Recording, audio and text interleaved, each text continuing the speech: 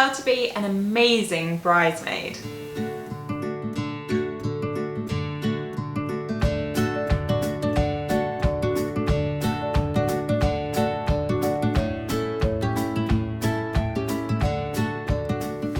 Hi, welcome back to Bride Society. I'm Laura, this is Rebecca, and yes, today we are talking about how to be the best bridesmaid you could possibly be.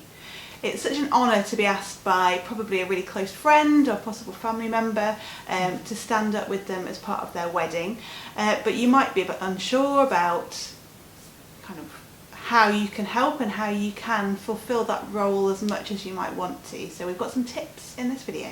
Yes. And if you're wondering exactly what the ins and outs of your role is, we've got a whole separate video for that, but we'll link it in the description box below. But yeah, this one is just about being how to be the best you can be at those things. So we're going to kick things off with, I mean, a lot of these are going to sound simple, and they are all simple. It's just, yeah, knowing to do them and kind of having it at the forefront of your mind, and starting off with like communicating effectively. And sometimes that can be slightly more difficult conversations than others, but obviously like the sooner you have conversations at the start and things, the less likely those conversations are to be difficult, because they get harder as you go on, and when things have maybe like happened that each party wasn't expecting, and then you have to talk about those. So basically trying to avoid that situation with communicating effectively early on. So we mean things by like, well, to start off with, like just staying in touch, like checking in regularly with the bride, see how she's doing, ask if she needs any assistance, and you're really just kind of being excited, like pumping her up, like being like just excited for her about her engagement and the whole wedding process, because it'd be stressful at times and things, and obviously it's just a massive special occasion, so you know, you're part of the hype crowd. Yeah. And be responsive. So if the bride does send you a message asking any questions, maybe trying to coordinate dates for things, reply promptly. There's nothing worse than them having to chase you because you haven't got back to them. It just makes life more difficult for everybody. Yeah, you shouldn't be one of the items on their to-do list about having to follow up. Discussing costs is one of those early conversations in the communication. So yeah, so that might be about your dress, and who's paying for what their expectations are, what you were thinking, you know, just who's kind of paying for what, who's putting towards what everyone kind of has the capacity to do and what they're comfortable with, so that you're on the same page about it. And also, if you have agreed to bridesmaids as well, especially if there's a group of you and you're potentially planning like a hen party, hen weekend, something like that. So one bridesmaid isn't thinking, oh, everyone's going to chip in £1,000 for a weekend, and you're thinking, well, actually my budget was more like 200. Just examples, no one needs to spend either of those things, but just so, yeah, so everyone knows right from the beginning. And so no one then feels bad or guilty, or there's no hard feelings later on. Yeah. And so part of that communication is that, if assuming that there are multiple bridesmaids, as Laura's just kind of suggesting, is that maybe make sure there's some kind of like WhatsApp group set up like between the bridesmaids and things, because we appreciate there might be some conversations there that the bride is to be excluded from, but that way you can all communicate, you all know what's going on with each other, and you've got that clear communication, and as Laura said, like having that financial discussion in between you, away from the bride as well, very important. So moving away from finances, you've agreed to be the bridesmaid, you're really excited, you're really hyping your bride up. You might be assisting with helping to plan. So this, as we've already mentioned, this could be going into helping organise kind of bridal events, so hen party, bachelorette, if there's anything like bridal showers, things like that, or even as simple as helping address invitations. And you know, be proactive. So whether that be with this, well, it probably is with assisting the planning, but it could be a myriad of other things, but just anticipating the bride's needs and offering that help, like not waiting necessarily to be asked to help with something, just kind of letting her know that you're there, you're available, like, I'm willing. Because I think sometimes as about, like, you can maybe start to feel like you're asking too much of people, and you start to hesitate about reaching out and don't feel like you want to put on people because you know it's your wedding and you want the bridesmaids to have a good time too and not feel like it's become a whole thing. You can get in your head about it. So anyway, you reaching out I think will mean a lot. And with that kind of emotional support, so if the bride is someone that maybe overthinks things and gets in their head about stuff, you can... I don't know who you could be talking about, Laura. Yeah, being a good listener, just listening to not even necessarily wedding planning related things, but you're still their like close family or friend to that person, so just be there in that capacity and relationship as well. Yes, emotional support, especially if the stress is going on, if things aren't going quite to plan, just be there to be that rock so she knows she's got someone to lean on.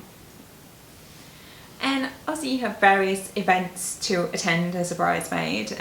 Those will vary depending what country you're in watching this. So that might include everything from the engagement party to bridal showers perhaps, like hen parties, bachelorettes, many other things, say, depending where you are. Obviously you're to attend those things, potentially help organise plans with those. But yeah, just like participating in them as well. So not just kind of being there, but really kind of like leaning into all those experiences and trying to help make sure that everything's kind of running smoothly and the couple are having a good time. Yeah, you are a bridesmaid or a maid of honour. Like, we're not expecting you to put on like a little apron and get your duster out, but the clue is kind of in the title. And be punctual. So all these events, don't turn up half an hour after it started. Try to be there kind of on time, slightly early if that's appropriate, and just be prepared to stay as long as needed, really. Hopefully you'll also be having a good time at these events, so you want to stay till the end, but it is always helpful to at least have maybe the bridesmaids or groomsmen or the bridal party there till the very end of these events, so it doesn't kind of lose the atmosphere or kind of end too soon. Yeah, and it sort of, I feel, detracts attention away from the couple, like for them, if as the bridal party start leaving or just, yeah, anyway. Follow any dress codes that might be in place. So there's quite probably one for the wedding day as a bridesmaid, but as even in those pre-wedding events and things, there might be not necessarily as specific a dress code that the bride's suggesting, but she might have a sort of a look that she's going for, or something like that. And so yeah, just say trying to honour that the best you can. Obviously you should be comfortable, and again this fits into the kind of financial kind of side of things that you've had the conversation with early on, to know expectations. So I appreciate, yeah, there might be limitations to what we're saying here, but yeah, just kind of engaging with it in that kind of way as well, like just being cohesive, looking part of the role. Yes. And on the run up to the wedding day, just being mindful of maybe what activities you're doing. For example, if it's a summer wedding and you'll maybe spend a bit too long outside in the sun a couple of days before the wedding, wearing a top that's tan lines might then show on your bridesmaid dress or bridesmaid outfit. There are ways to avoid that, so just keeping that in mind, that you might not want to look like a tomato on the wedding day. Yes, there's that too. The bride might not want you looking like a tomato on the wedding day. They might not want tan lines all over the place. It's just a problem that doesn't need to be there, really. So just things like that, just being mindful in the run-up. Yeah, strap lines or Apple Watch straps. Yeah. Yeah, I'm a bad one for that. Switch wrists every like half an hour or something. Or make sure you've got a bit of fake tan or foundation ready on the day, just to kind of touch up, blend out any lines. That's a good thought. And kind of come the day of wedding, the kind of responsibilities, again, being early. I mean, potentially you may have stayed overnight with the bride, depending who you are. But yeah, being early, don't be you being the one holding the wedding up, you know, no, we're not waiting at the church for the late bridesmaid, right? Like, the only person that can do that is the bride, and even that's bad form, really. But yes, so you're there early, and also not just to take away that stress, but also just to help with any last minute preparations, things that might have cropped up in the morning.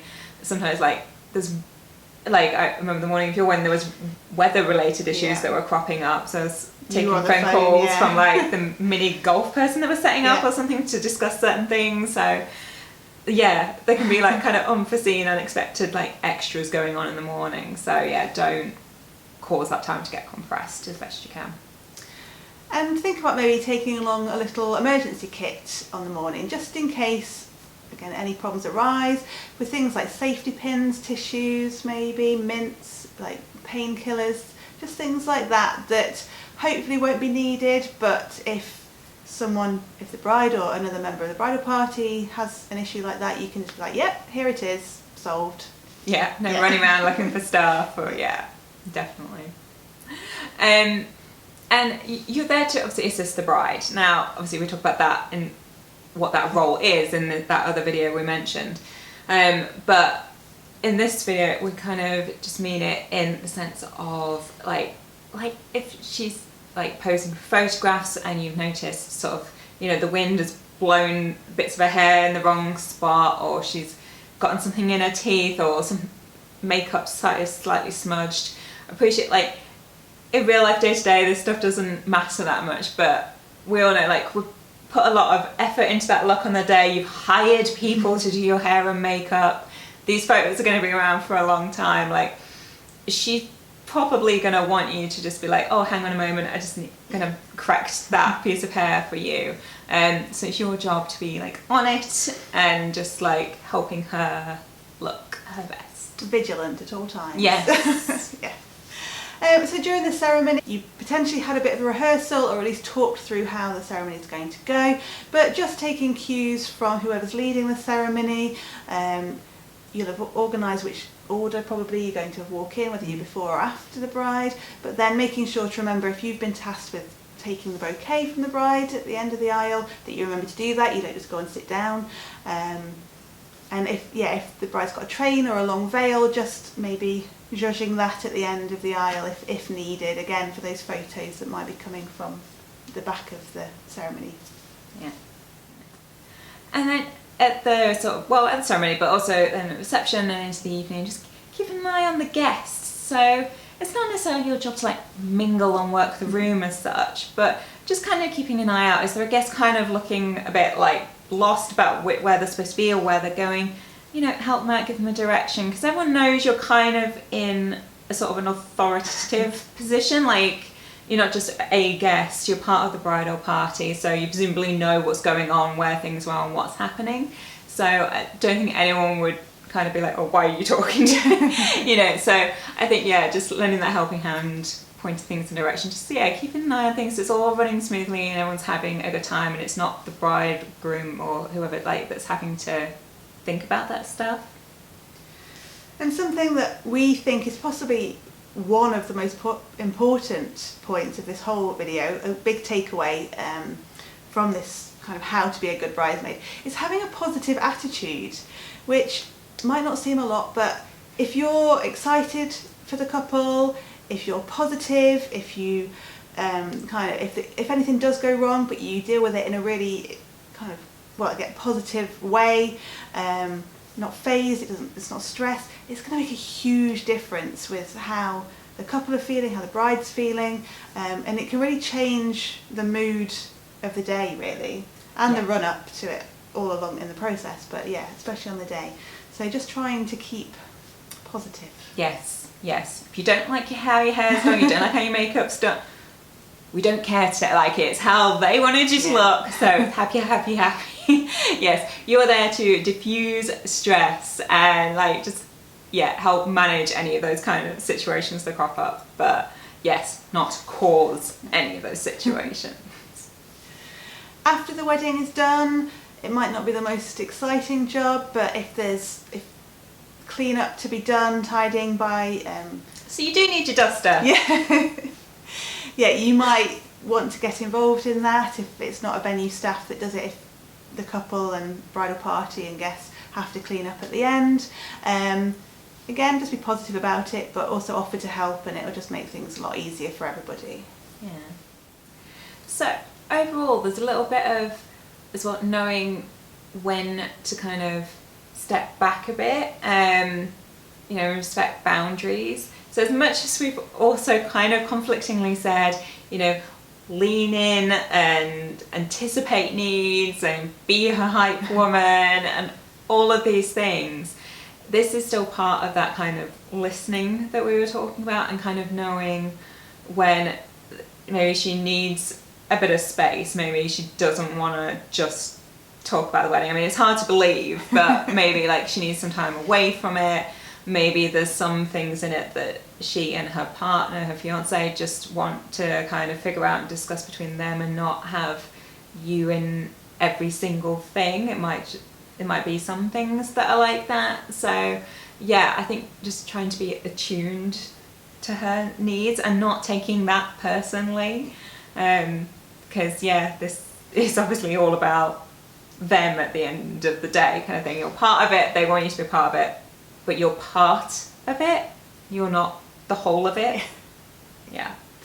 And along those lines, it's also respecting decisions. So supporting any choices that the bride make, even if you might not like them, like the decor they've chosen, or have a different opinion about something, as long as it's not something completely offensive and illegal. Just support them. That's what they want, that's their choice, that's their taste. Again, it's not your day, you are a part of it, you want to share it with your friend, your family member, but just respecting those decisions. That's the thing, like you can potentially be part of the conversation. So it's like if they say, oh, we're doing this, but you think, oh, I don't think this has occurred to them about that, then you can kind of put it forward. But yeah, but it's especially like if they still go with obviously what they said, like as Laura said, kind of respecting that. But you're trying to, obviously, you're here because you want to be a good bridesmaid anyway, so chances are this is kind of the mentality you're coming from. But yeah, I think it's just highlighting these things to help them come to the fore.